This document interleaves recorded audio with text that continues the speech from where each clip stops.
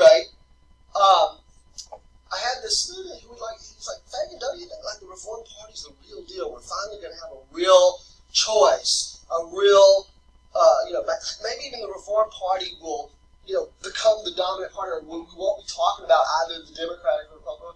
And, for a long, long time, I didn't have the heart to dampen his enthusiasm, to really say anything to him that would kind of like make him chill out. But ultimately, I decided he needed to chill out. He was going off the deep end about this thing. And I said, I will tell you this. We're not going to be talking about the Reform Party tonight. And he was crushed. He looked so disappointed. He said, what are you talking about? That's like, can't you see how many people are jumping on this Reform Party? And I said, I don't have a crystal ball. I could be wrong about this, but I do understand how the American system works. And we have had a long experience with these minor parties that pop up, and some of them have some fairly significant appeal. The progressive parties of the early part of the 20th century, for example, had some real appeal, but they just sort of wither away very quickly. And as it turned out, I was right. We were talking about the Reform Party by the time you get to the 2000s.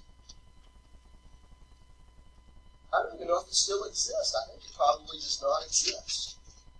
Well, why? Why does it, the Reform Party, or whatever party it is that we're talking about? Well, because I don't think it takes too long for the people who jump on board to figure out that it's like busting your head up against the wall, right? No matter what you do, you're never going to win an election. What's the point? American politics is about winning. You can't do anything on principle until you win. You have to win first, right? So they figured that out pretty quickly.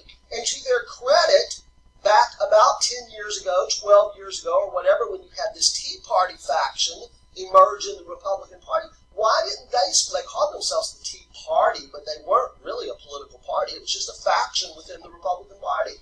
But one might wonder, well, why didn't they fracture off and form their own political party? Well, I think they figured it out ahead of time. They're not going to be successful getting candidates elected under a Tea Party label, so maybe it would be smarter for them to stay within the Republican Party and try to affect the kinds of candidates that are nominated by the Republican Party and the provisions of the Republican Party's platform. And they had a smashing success doing that.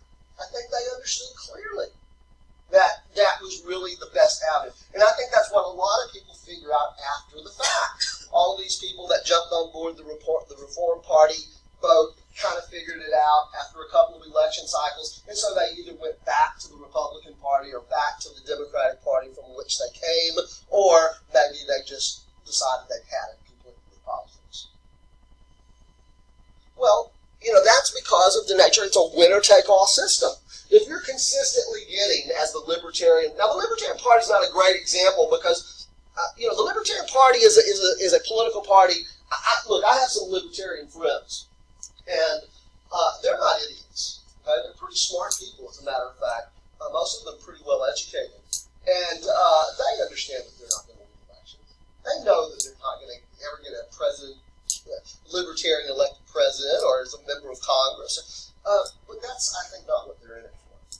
I think they're in it for because they are an ideological public, as we were talking about in the previous class meeting, and what they're concerned about are the principles of libertarianism.